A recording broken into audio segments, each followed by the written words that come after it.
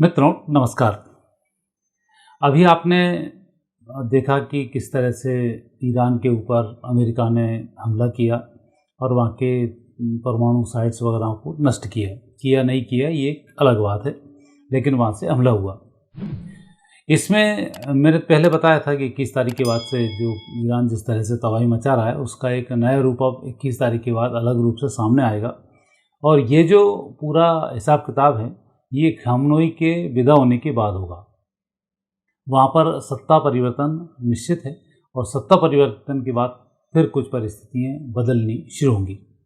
इसके पीछे मैं कुछ आपको घटनाक्रम बताता हूँ कि ये ऐसा क्यों हो रहा है। कारण है कि जब तक आप इसको नहीं जानेंगे तब तक आपको समझ में नहीं आएगा, क्योंकि अभी हमारे यहाँ कई भारत में एक संप्रदाय के लोग हैं वो विशेष रूप से फ़िलिस्तीन का समर्थन कर रहे हैं और भारतीयों के लिए कुछ स्थितियों को भी नेगेटिव रही हैं।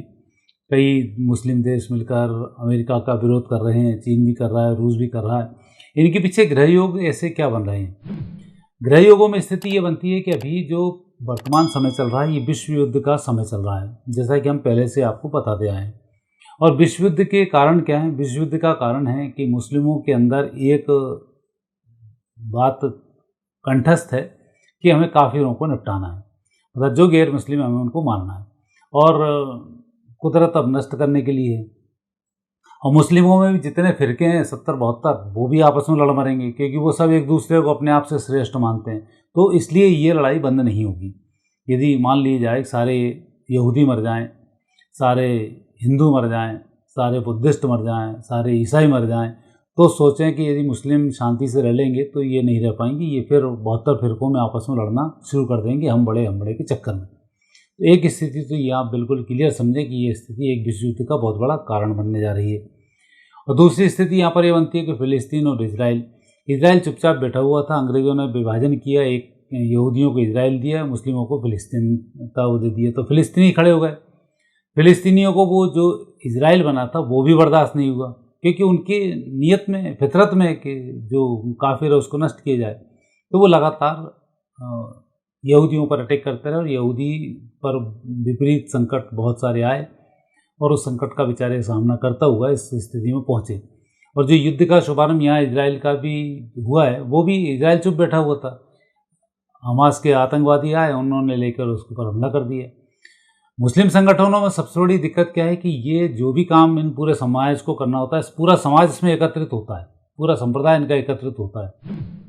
हरकतें कराते हैं ये उनके अपराधी तत्वों से, हैं पूरे ही अपराधी हो, एक भी उनमें कोई सही नहीं है, क्योंकि अपराध का साथ देने वाला भी अपराधी ही होता है, ये नियम होता है। तो उनसे जब अपराधियों से काम कराते हैं तो ये अपराधियों का विरोध नहीं करते हैं, और जब कोई पढ़ने लग जाती तब बोलते हैं नहीं वो अपराधियों ने किया, हमने कुछ नहीं किया है, तो वहाँ ही बचाव अपना करना शुरू कर देते हैं। तो ये एक इनकी प्लानिंग रहती है। मैं ये प्लानिंग इसलिए बता रहा हूँ जिसकी विश्व युद्ध में बहुत बड़ी भूमिका होने वाली है।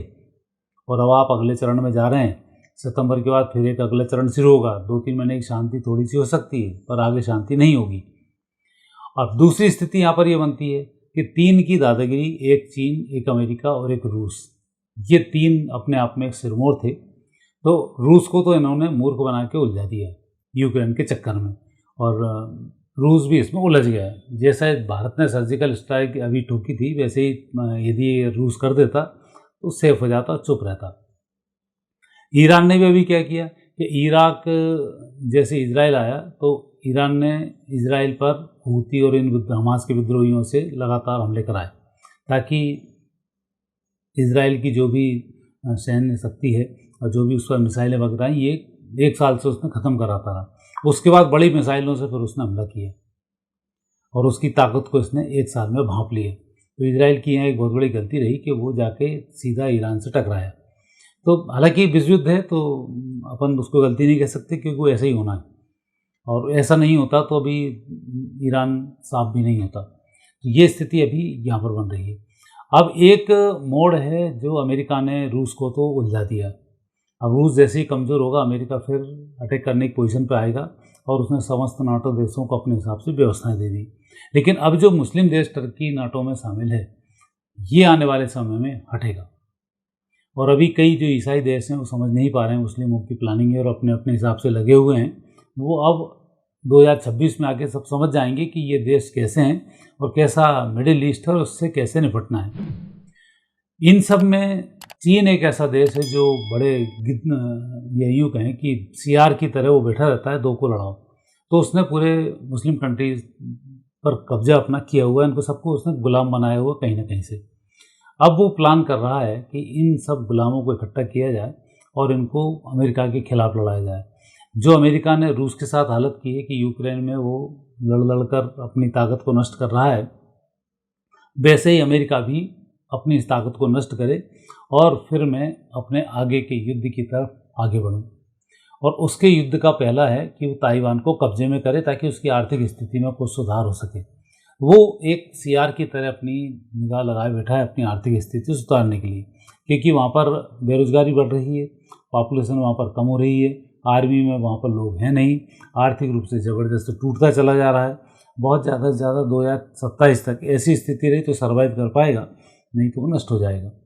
तो 27 से पहले वो चाहता है कि अमेरिका लड़ना शुरू कर दे, अमेरिका की स्थिति में डाउनफॉल आ जाए, वहाँ की जनता अमेरिका के खिलाफ विद्रोह कर दे, क्योंकि युद्ध होता है तो स्वाभाविक है जो शासक होता है उसका जनता विरोध करना शुरू करती है। जब जनता में लोग मरते हैं तो उन्हें गुस्सा आता है शासक ने ऐसा क्यों करवाया, और जबकि धीरे धीरे घुन की तरह उन्हें मारते जाओ तो मरते जाएंगे, वहाँ कुछ उनको समझ में नहीं आएगा। लेकिन एक शासक जब देश को कुछ व्यवस्था दे रहा हो और उसमें कुछ नुकसान होता है तो जो लाभ हो रहा है उसका श्रेय शासक को नहीं मिलता है, लेकिन जो नुकसान हो रहा है उसका जरूर खामियाजा उस शासक को भुगतना पड़ता है। तो अब चीन चाह रहा है कि अमेरिका के अंदर विद्रोह खड़ा हो, वहाँ दो गुट खड़े हो जाएं, एक ईरान के समर्थन में जाए, एक अमेरिका के विरोध में आ जाए। तो अब वो स्थिति कर रहा है, क्योंकि चीन ने अपने वामपंथ को उतना तो फैला रखा है कि किसी भी देश के अंदर वो उपद्रव तो करा सकता है आसानी से, और भारत में तो कुछ भी कर सकता है वो, क्योंकि यहाँ इतने सारे उपद्रवी आतंकी अपराधी और हमारा पक्ष विपक्ष सब उसके खरीदे हुए हैं, तो बहुत स्थिति खराब यहाँ पर हो जाती है। ऐसे समय में अब चीन की जो प्लानिंग चलेगी वो प्लानिंग ये है कि अब अमेरिका को उलझाने की कोशिश में, ताकि वो अमेरिका उधर उलझे और मैं ताइवान पर हमला करूं, जैसा कि इसकी प्लानिंग रहती है। अब इनको यदि हम विश्व कुंडली के पटल पर मेरी इन सब बातों को रखते हैं तो उन सब बातों में स्थिति ये बनने वाली है कि 2025 अभी सितंबर के बाद ये युद्ध का साल है, और उसमें चीन कोशिश करेगा सिर्फ मुस्लिम कंट्रीज़ के पक्ष में खड़ा होता रहे और अपनी मिसाइलों को ये बेचता रहे। एक कुछ आर्थिक स्थिति में इसको सुधार करना है और दुनिया का ध्यान चीन की तरफ से बटा रहे। अमेरिका के राष्ट्रपति ट्रंप तो अभी उस चक्कर में आ गए कि नोबेल शांति पुरस्कार मिल जाए, तो वो उधर मूव कर चुके हैं, जबकि नोबेल शांति पुरस्कार मोदी को मिलेगा, इनके बस की नहीं है और कुदरत इनको पुरस्कार देगी। तो ये जो स्थिति बन रही है अभी, ये वर्ल्ड वार की एक नई चीज़ खुलने वाली है, और यहाँ पर ये मुस्लिम संगठन जितने भी अभी ईरान का समर्थन कर रहे हैं ये सब भी अब आपस में ही भिड़ने वाले हैं। और चीन एक स्थिति चाहता है कि भारत पाकिस्तान भिड़ जाएं, और मुस्लिम देश, चीन एक्चुअली ईरान के लिए मुस्लिमों को समर्थन नहीं करवाना चाहता, चीन करना चाह रहा है कि अब किसी मुस्लिम देश पर अटैक हो तो सब मुस्लिम देश इकट्ठे हो जाएं। वो क्यों? क्योंकि अब वो आतंकवादियों को, जैसे मोदी ने कहा ना कि अब एक भी आतंकी हुआ तो हम हमला हुआ तो हम इसको अपने ऊपर हमला और युद्ध मानेंगे, अब वो इस चक्कर में है कि आतंकी हमला भारत में कराया जाए, और उसके लिए वो अगस्त सितंबर का इंतजार कर रहा है, ताकि भारत जैसे ही पाकिस्तान से युद्ध में उतरे तो वो समस्त मुस्लिम देशों को खड़ा करके बोले कि अब सबको भारत के खिलाफ आना है, टर्की वर्की सब अपने अपने सामान लेकर भारत के खिलाफ आएँ, और भारत एक साल तक ये युद्ध जैसा भी इजराइल ने लड़ा ऐसा लड़ता रहे, वो भारत अपनी ताकत को कमज़ोर कर ले, फिर वो अगले साल की उसकी प्लानिंग में ताइवान पर हमला करना ताकि भारत उसका विरोध न कर पाए, और भारत से भी लड़ना ताकि भारत की पावर कमज़ोर हो जाए। अब चीन इस प्लानिंग में चल रहा है। तो ये जो आने वाले विश्व युद्ध के हिस्से हैं, अब जो मैं बोल रहा हूँ यही आने वाले समय में होने वाला है, यही ग्रह योग भी बताते हैं। इस 2025 की विश्व कुंडली और 2026 की विश्व कुंडली, तो 25 की विश्व कुंडली से 2026 की विश्व कुंडली तो और ख़तरनाक होने वाली है।